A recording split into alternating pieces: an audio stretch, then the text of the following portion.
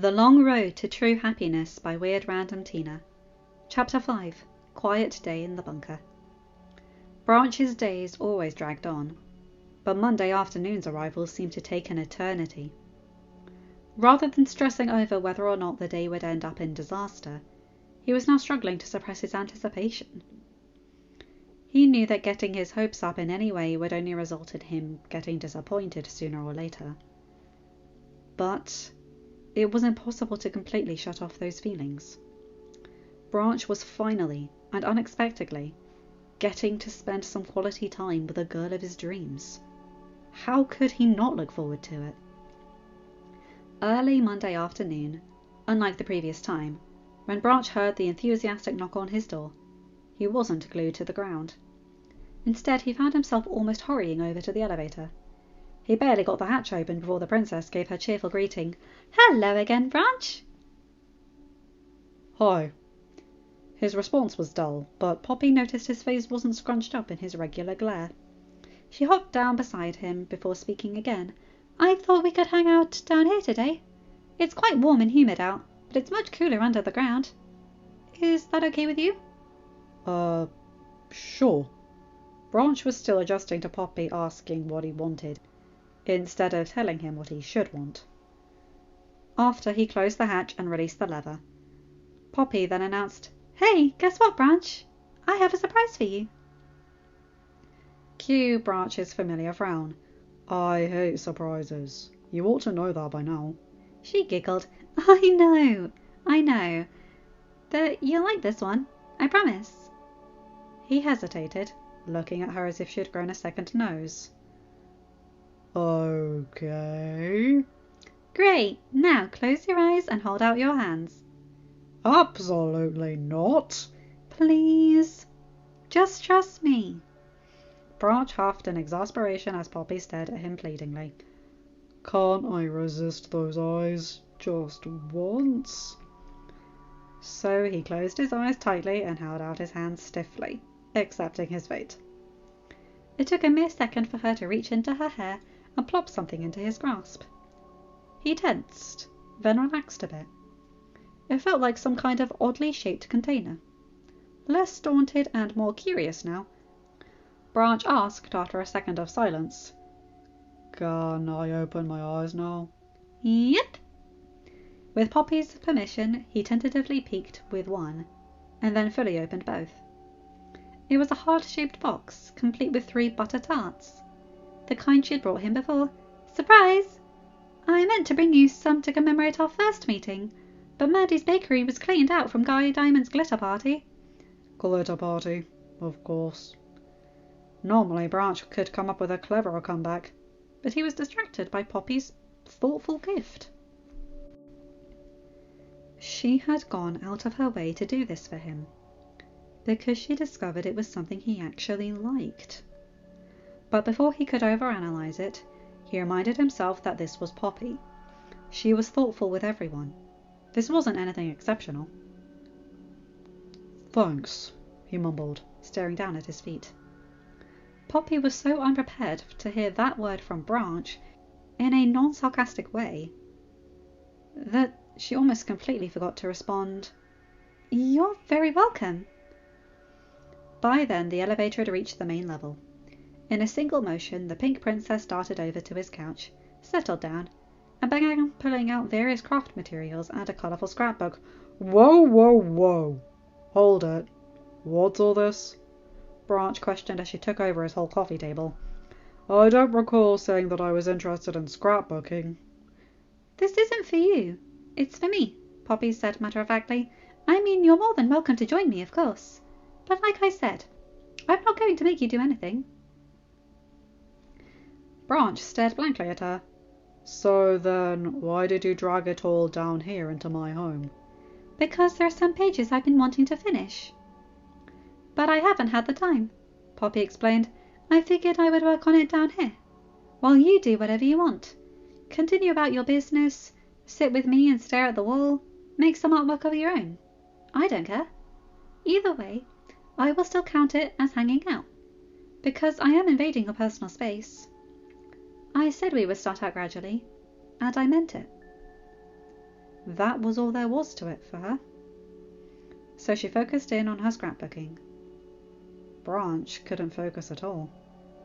Having endless options somehow made choosing one challenging. He couldn't think of anything useful to do around the bunker, as he had already finished out his usual chores this morning, in preparation of Poppy's arrival. Messing around with colourful crafts was certainly at the top of his to-don't list. Of course, being near her was tempting, but what exactly could he do while she worked? Sit there and stare at her? Would he like to do that? Yes. Was that an appropriate option? Definitely not. Branch was still standing there. He quickly and anxiously scanned the room. I'll reorganise my wilderness knowledge books. Yeah, I've been debating doing that anyway.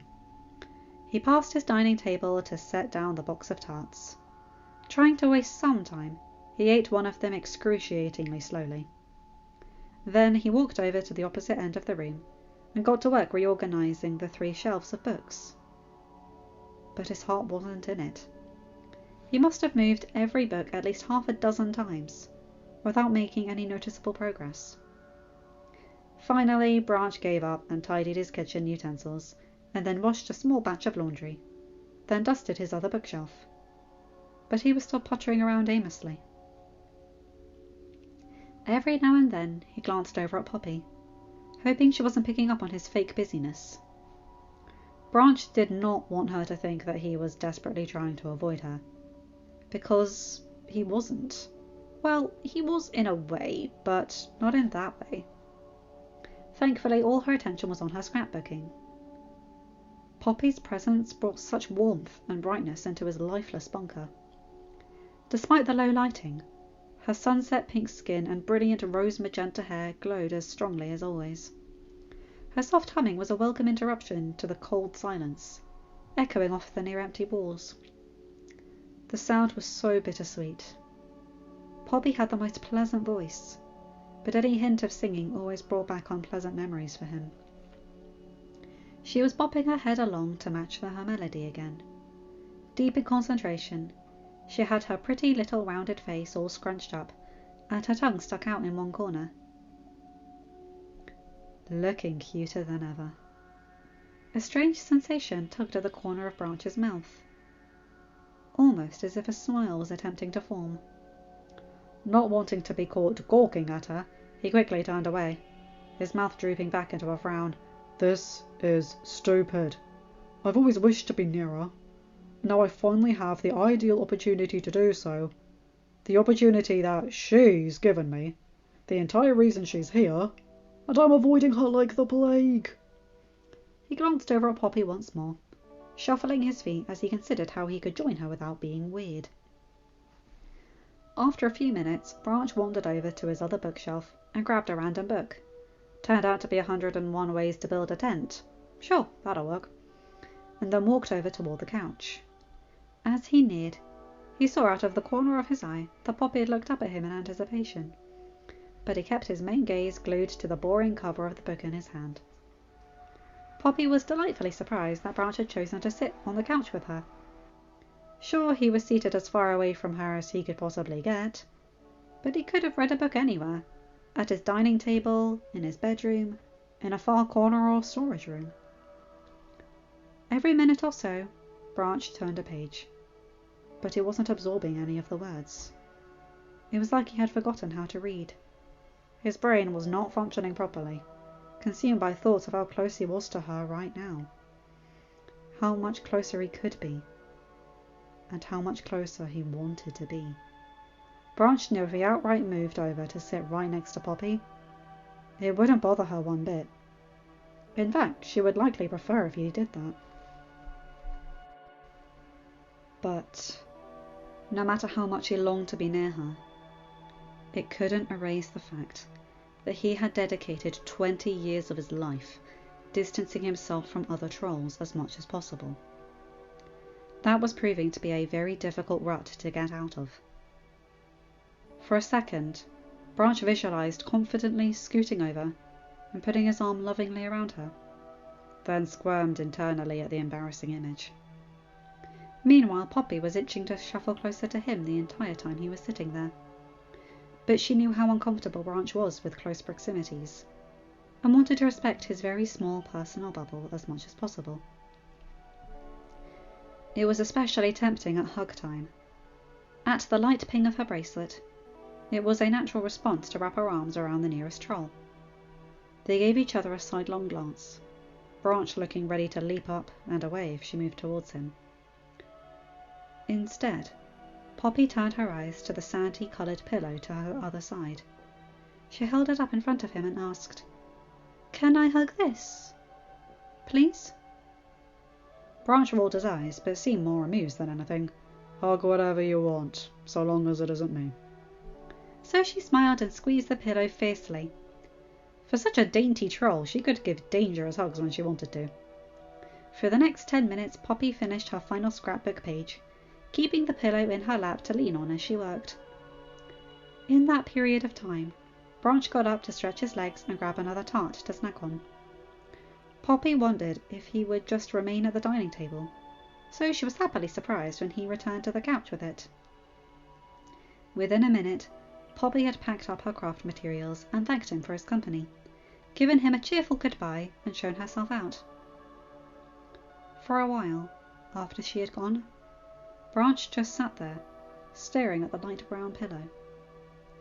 After a brief hesitation, he reached over and picked it up, and held it against his chest.